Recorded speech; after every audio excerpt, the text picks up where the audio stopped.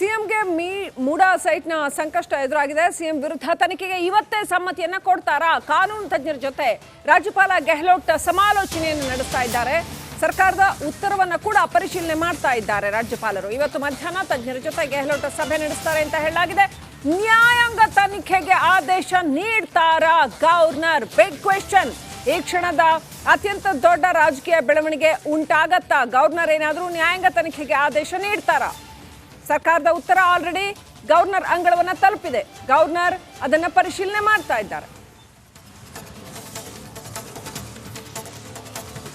ಲೋಕಾಯುಕ್ತಕ್ಕೆ ಕೊಡ್ತಾರಾ ಅಥವಾ ನ್ಯಾಯಾಂಗ ತನಿಖೆಗೆ ಕೊಡ್ತಾರಾ? ಯಾಕಂದ್ರೆ ಲೋಕಾಯುಕ್ತ ಕೊಡಕ್ ಬರಲ್ಲ, ಸಿಎಂ ಅಂಡರಲ್ಲೇ ಬರುತ್ತೆ ಅದು. ಹಾಗಾದ್ರೆ ಏನ್ ಮಾಡ್ತಾರೆ? ಗವರ್ನರ್ ಅವರ ಮುಂದಿರುವ ಕಾನೂನಿನ ಆಯ್ಕೆಗಳು ಏನು?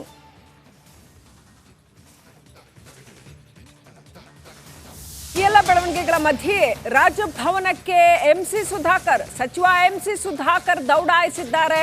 ರಾಜ್ಯಪಾಲ ಗೆಹ್ಲೋಟ್ ಭೇಟಿಗೆ ಬಂದಿದ್ದಾರೆ. ಸುಧಾಕರ್ ಪ್ರಾಸಿಕ್ಯೂಷನ್ ಟೆನ್ಷನ್ ನಡುವೆನೆ ರಾಜಭವನಕ್ಕೆ ದೌಡಾಯಿಸಿದ್ದಾರೆ. ಹಾಗೆಯೇ ಶಾಸಕ ಪೊನ್ನಣ್ಣ ಅವರು ಕೂಡ ಬರಬೇಕು ಅಂತ ಸುಧಾಕರ್ ಅವರು ಅವರಿಗಾಗಿ ವೆಯ್ಟ್ ಮಾಡ್ತಾ ಇದ್ದಾರೆ. ರಾಜ್ಯಪಾಲರನ್ನ ಭೇಟಿ ಆಗಕ್ಕೆ ಸಾಧ್ಯ ಆಗಿಲ್ಲ, ಇನ್ನು ಕೂಡ ರಾಜಭವನಕ್ಕೆ ಬಂದಿದ್ದಾರೆ ಅಷ್ಟೇ. ಶಾಸಕ ಪೊನ್ನಣ್ಣ ಹಾಗೂ ಎಂಸಿ ಸುಧಾಕರ್ ಬಂದಿದ್ದಾರೆ.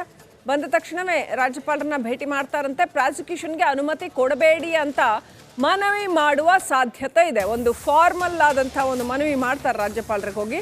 ಆ ಥರ ಒಂದು ಫಾರ್ಮಲಿ ಮನವಿ ಮಾಡುವ ಸಾಧ್ಯತೆ ಇದೆ. ಯಾಕಂತಂದ್ರೆ ಮುಂದೆ ಒಂದು ವೇಳೆ ಇವೆಲ್ಲವೂ ಕೂಡ ಕಾನೂನಿನ ಪ್ರಕ್ರಿಯೆಗೆ ಒಳಪಟ್ಟರೆ ಆಗ ಈ ಎಲ್ಲ ಸ್ಟೆಪ್ಸ್, ಅಂದರೆ ಸರ್ಕಾರ ಏನು ನಡೆಯನ್ನು ಕೈಗೊಳ್ತು, ಸಚಿವ ಸಂಪುಟ ಏನು ಹೇಳ್ತು, ಆಮೇಲೆ ಲೀಗಲ್ ಅಡ್ವೈಸರ್ ಏನು ಹೇಳಿದ್ರು, ಇದೆಲ್ಲ ಮ್ಯಾಟ್ರ್ ಆಗುತ್ತೆ. ಅಪ್ಡೇಟ್ ಪಡ್ಕೊಳ್ಳೋಣ. ನಮ್ಮ political bureau chief Vijay Jonnali connect ಆಗಿದ್ದಾರೆ. ವಿಜಯ್, ಅತ್ಯಂತ ದೊಡ್ಡ ಬೆಳವಣಿಗೆ, ಅನಿರೀಕ್ಷಿತವಾದಂತಹ ಬೆಳವಣಿಗೆ, ಮೂಡಾ ಹಗರಣದಲ್ಲಿ ಪ್ರಾಸಿಕ್ಯೂಷನ್ಗೆ ಗವರ್ನರ್ ಅನುಮತಿ ಕೊಟ್ಟು ಬಿಡಬಹುದಾ ಅನ್ನುವಂಥದ್ದು. ನ್ಯಾಯಾಂಗ ತನಿಖೆಗೆ ಏನಾದರೂ ಅನುಮತಿ ಕೊಟ್ಟರೆ ಏನೆಲ್ಲ ಆಗತ್ತೆ, ಅಥವಾ ಅನುಮತಿ ಕೊಡದೇ ಇರ್ತಾರೆ ಅಂತ ಹೇಳೋದಕ್ಕೆ ಏನೆಲ್ಲ ಕಾರಣಗಳಿದೆ, ಏನೆಲ್ಲ ಆಗ್ಬೋದು, ಪಾಸಿಬಿಲಿಟೀಸ್ ಏನಿದೆ ವಿಜಯ್?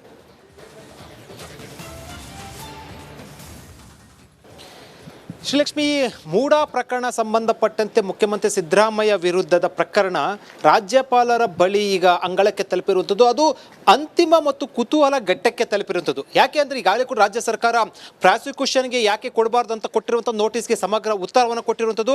ಮಂತ್ರಿ ಪರಿಷತ್ತು ರಾಜ್ಯಪಾಲರ ವಿರುದ್ಧ ನಿರ್ಣಯವನ್ನು ಕೈಗೊಂಡಿರುವಂಥದ್ದು. ಈ ಎಲ್ಲ ಬೆಳವಣಿಗೆಗಳ ಬಳಿಕ ಆ ಕಡತವನ್ನು ಇಂದು ಅಂದರೆ ಕಳೆದ 3-4 ದಿನಗಳಿಂದ ದೆಹಲಿಯಲ್ಲಿದ್ದಂಥ ರಾಜ್ಯಪಾಲರು ಈಗ ನಿನ್ನೆ ರಾತ್ರಿ ಆಗಮಿಸಿರುವಂಥದ್ದು. ಬಳಿಕ ಸಮಗ್ರವಾಗಿ ಎಲ್ಲವನ್ನು ಕೂಡ ರಾಜ್ಯ ಸರ್ಕಾರ ಕೊಟ್ಟಿರುವಂತಹ ಉತ್ತರ, ರಾಜ್ಯ ಪರಿಷತ್ ಮಂತ್ರಿ ಪರಿಷತ್ ತೆಗೆದುಕೊಂಡಿರುವಂತಹ ನಿರ್ಣಯ, ಇವೆಲ್ಲವನ್ನು ಕೂಡ ಸಮಗ್ರವಾಗಿ ಪರಿಶೀಲನೆ ನಡೆಸ್ತಾ ಇರುವಂಥದ್ದು ಮತ್ತು ಕಾನೂನು ತಂಡದ ಜೊತೆ ಅಭಿಪ್ರಾಯವನ್ನ, ಸಲಹೆಯನ್ನ, ಸಮಾಲೋಚನೆ ನಡೆಸ್ತಾ ಇರುವಂಥದ್ದು. ಅದಾದ ಬಳಿಕ ರಾಜ್ಯಪಾಲರು ತೆಗೆದುಕೊಳ್ಳುವಂಥ ನಿರ್ಧಾರ ಸಾಕಷ್ಟು ಕುತೂಹಲ ಕೆಡೆ ಮಾಡಿಕೊಟ್ಟಿರುವಂಥದ್ದು. ನಮಗೆ ಬಂದ ಮೂಲಗಳ ಮಾಹಿತಿ ಪ್ರಕಾರ ಒಂದು 2-3 ಹಾದಿಯಲ್ಲಿ ಚರ್ಚೆ ಆಗ್ತದ್ದು. ಒಂದು ಕಡೆ ಪ್ರಾಸಿಕ್ಯೂಷನ್ಗೆ ಅನುಮತಿ ಕೊಡುವಂಥದ್ದು, ಮತ್ತೊಂದು ಕಡೆ ಒಂದು ವೇಳೆ ರಾಜ್ಯ ಸರ್ಕಾರ ಕೊಟ್ಟಿರುವಂಥ ಉತ್ತರ ತೃಪ್ತಿ ಆದರೆ ಅದನ್ನು ಪಕ್ಕಕ್ಕಿಡುವಂಥದ್ದು, ಅಂದರೆ ಒಪ್ಪಿಗೆ ಕೊಡುವಂಥದ್ದು. ಜೊತೆಗೆ ಮೂರನೇದು ನ್ಯಾಯಾಂಗ ತನಿಖೆ ಅನ್ನೋ ಸಂಬಂಧಪಟ್ಟಂತೂ ಕೂಡ ಅದೇ ಏನೋ ಸೂಚನೆ ಕೊಡ್ತಾರ ಅನ್ನೋಂಥದ್ದು ಕೂಡ, ಅಂದರೆ ಅಭಿಪ್ರಾಯವನ್ನು ಕೊಡ್ತಾರ ಅನ್ನೋಂಥದ್ದು ಕೂಡ. ಅದು ಇವೆಲ್ಲವೂ ಕೂಡ ನೋಡೋದಾದ್ರೆ ಒಂದು ಬಹುತೇಕವಾಗಿ ಪ್ರಾಸಿಕ್ಯೂಷನ್ಗೆ ಕೊಡುವಂಥ ಸಾಧ್ಯತೆ ಹೆಚ್ಚಿದೆ ಅಂತ ಹೇಳಲಾಗ್ತದೆ. ಈ ಹಿನ್ನೆಲೆಯಲ್ಲಿ ಈಗ ರಾಜ್ಯಪಾಲ ತೆಗೆದುಕೊಳ್ಳುವಂಥ ನಿರ್ಧಾರ ಬಹುತೇಕವಾಗಿ ರಾಜ್ಯ ಸರ್ಕಾರ ಕೊಟ್ಟಿರುವಂಥ ಎಲ್ಲ ವರದಿಯನ್ನ ಪರಿಶೀಲನೆ ಮಾಡಿ ಅಭಿಪ್ರಾಯ ತೆಗೆದುಕೊಂಡು ಆಗಿದೆ. ಇನ್ನು ವರದಿಯನ್ನ ನೋಡಿದ ನಂತರ ತೀರ್ಮಾನ ತೆಗೆದುಕೊಳ್ಳುವಂಥದ್ದು, ಅಂದರೆ ತಮ್ಮ ರಾಜ್ಯಪಾಲರು ಮುಂದಿನ ನಡೆಯನ್ನ, ಮುಂದಿನ ತೀರ್ಮಾನ ಪ್ರಕಟ ಮಾಡೋದಷ್ಟೇ ಬಾಕಿ ಇರುವಂಥದ್ದು. ಅದು ಇವತ್ತು ಮಾಡ್ತಾರಾ, ನಾಳೆ ಮಾಡ್ತಾರಾ ಅನ್ನೋದು ಗೊತ್ತಿಲ್ಲ. ಅದು ಒಂದೊಂದು ಬಹಳ ಸ್ಪಷ್ಟ, ಅಂತಿಮ ಘಟ್ಟಕ್ಕೆ ಬಂದು ತಲುಪಿರುವಂಥದ್ದು. ಶ್ರೀಲಕ್ಷ್ಮಿ, ದಯವಿಟ್ಟಾಗಿ ಸಂಪರ್ಕದಲ್ಲಿರಿ ವಿಜಯ್. ಬ್ರೇಕಿಂಗ್ ಅಪ್ಡೇಟ್ ಬರ್ತಾ ಇದೆ. ಇದೇ ವಿಚಾರಕ್ಕೆ ಸಂಬಂಧಪಟ್ಟಂತೆ ಇನ್ನಷ್ಟು ಬ್ರೇಕಿಂಗ್ ಅಪ್ಡೇಟ್ಸ್ ಬರ್ತಾ ಇದೆ. ಸಿಎಂ ಸಿದ್ದರಾಮಯ್ಯಗೆ ಈಗ ಪ್ರಾಸಿಕ್ಯೂಷನ್ ಟೆನ್ಷನ್. ಅನುಮತಿ ಕೊಟ್ಟರೆ ನಾನೇನ್ ಮಾಡಬೇಕು ಅಂತ ಮುಖ್ಯಮಂತ್ರಿಗಳಾಗಿ ಯೋಚನೆ ಮಾಡ್ತಾ ಇದ್ದಾರೆ. ಕಾನೂನು ತಜ್ಞರ ಜೊತೆ ಸಿಎಂ ಸಮಾಲೋಚನೆ ನಡೆಸಿದ್ದಾರೆ ಅಂತ ಹೇಳಲಾಗಿದೆ. ಕಳೆದ ಹಲವು ದಿನಗಳಿಂದನೂ ಅವರು ಪ್ರಿಪೇರ್ ಆಗ್ತಾ ಇದ್ದಾರೆ ಇದಕ್ಕೆ.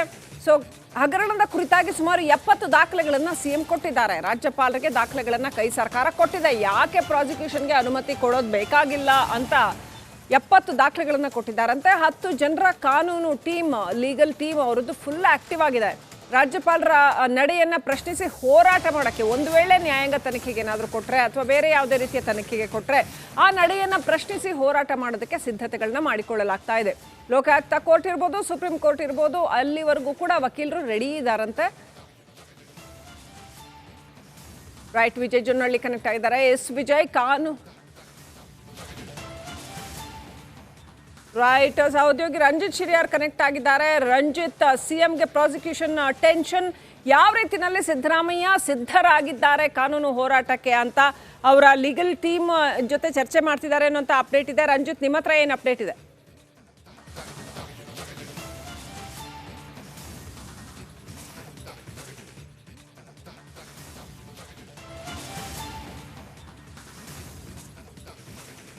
ಖಂಡಿತವಾಗ್ಲೂ ಕೂಡ ಶ್ರೀಲಕ್ಷ್ಮಿ, ಈಗ ರಾಜ್ಯಪಾಲರ ಬಳಿ ಇದೆ ಪ್ರಾಸಿಕ್ಯೂಷನ್ ಚೆಂಡು, ರಾಜ್ಯಪಾಲರ ಬಳಿ ಇದೆ, ಅವರ ಅಂಗಳದಲ್ಲಿದೆ.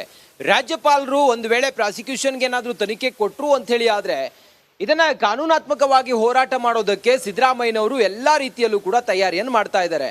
ಆ ನಿಟ್ಟಿನಲ್ಲೇ ಇವತ್ತು ಬೆಳಿಗ್ಗೆಯಿಂದಲೂ ಕೂಡ ನಾವು ರಾಜಭವನದ ಮುಂಭಾಗದಲ್ಲಿದ್ವಿ. ರಾಜಭವನದ ಮುಂಭಾಗದಲ್ಲಿ ನಾವಿದ್ವಿ. MC ಸುಧಾಕರ್ ಅವರು